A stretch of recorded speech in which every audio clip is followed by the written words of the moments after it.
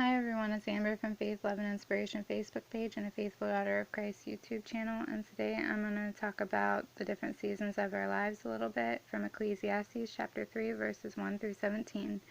The weary round of life. To everything there is a season and a time to every purpose under the heaven, a time to be born and a time to die, a time to plant and a time to pluck up that which is planted, a time to kill and a time to heal, a time to break down and a time to build up. So verse 1 says, to everything there is a season and purpose. It doesn't say to some things there is a season and a purpose. So everything that happens in our life is meant to happen for a reason, and every season of joy or doubt or troubles is meant to happen for a greater purpose. We may not see the light at the end in hard times, but if we keep trusting in the Lord, He will show us why that happened and the reason for it. I know this to be true in my own life because I've been through some challenging things in my life where I called out to Him and said, why me? Or woe is me, and felt like nothing could ever be okay again. But He always has led me where I am meant to be and gave me a reason to keep fighting for this. I will always be grateful. Now verse 4, a time to weep and a time to laugh, a time to mourn and a time to dance. So losing a loved one is a good example of a time to mourn. No one can deny that to be true. We all who deeply love someone will mourn when they pass, no matter how strong we are in the Lord. But if we are strong in the Lord, we will be able to handle it better, especially if they were a believer and we know they went to be with the Lord and are at peace now, or especially if they had cancer or was older and suffering with pain.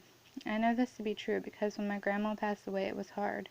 I lived far from her and could not visit her much, so I felt like I missed out on so much time with her before she passed, but she passed away on the anniversary of her husband's death some years later, so that gave our family much peace, knowing she was where she needed to be, and I know that I will see her again one day, and I can't wait for that day. But this verse also says a time to laugh and a time to dance, so regardless how hard things may be, we have permission to move on with our lives and be happy to laugh again and dance again. We may mourn the loss of a loved one, for instance.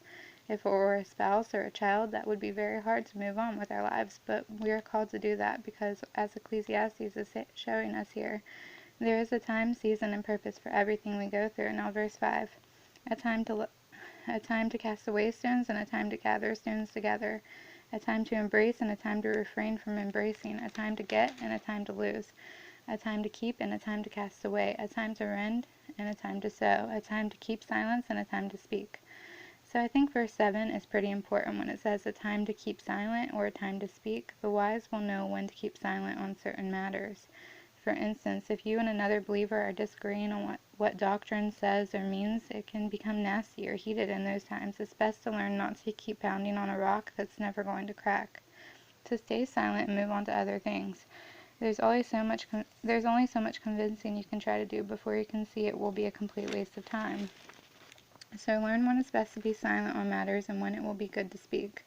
Of course, edify one another, iron sharpens iron, but if people are not receiving the message, it's best to be silent, bring it to the Lord, and leave it in His hands. Now verse 8, a time to love and a time to hate, a time of war and a time of peace. Now many Christians will say it's never okay to be mad or hate anything, but here we are given permission for hate and even war, because if you love sin, for instance, and you encourage people in sin, how will they ever be edified away from sin?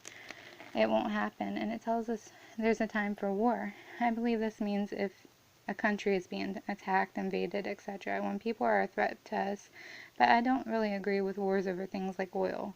I think a lot of that comes from greed, just my opinion, not trying to enforce that to anyone, but the Bible does tell us there is a time for war, so for those against any sort of war, I'm sorry, but you're wrong about that. Does God want us to fight? Well, no, but since many don't believe or trust in the Lord, there will be times countries don't get along and war will be the only way to solve the issue. But the great news is this verse goes on to say there is also a time for peace. Now verse 9, what profit hath he that worketh in that wherein he laboureth? I have seen the travail which God hath given to the sons of men to be exercised in it. He hath made everything beautiful in its time. Also he hath set the world in their hearts, so that no man can find out the work that God maketh from the beginning to the end. Now, when I look at this verse, I think of scientists who are still trying to prove the Bible wrong or come up with their own theories on how this world came to be or how man came to be, etc. No matter how hard they try, they will never completely understand everything from the beginning to the end, as this verse says. They may make sense of some things or have ideas about some things, but we are still just humans and our wisdom will never measure up to God's. And verse 12 says, I know that there is no good in them, but for a man to rejoice and do good in his life. So here it says, there is no good in man, but to rejoice and do good. Not for us to do bad things, but good things in our lives. So since there is no good in us of ourselves, we need Jesus working through us to do what is good and right. Now I'm going to skip over verses 13 through 15 to save time. But verse 16 says, and moreover I saw under the sun the place of the judgment, that wickedness was there, and the place of righteousness, that iniquity was there. In verse 17, I said in mine heart, God shall judge the righteous and the wicked, for there is a time there for every purpose and every work. So here it says all of our works will be judged. It may seem like it's okay to be a Christian and choose sin to some, but if that were true, why does it say we will be judged on our works? Or why would Jesus say go and sin no more? Because even though our works don't save us on their own, they still matter even after accepting Christ. But I hope this message encouraged you to embrace all of the seasons and to trust God's timing for everything under the sun. But I hope you all keep shining those ever faithful lights. God bless.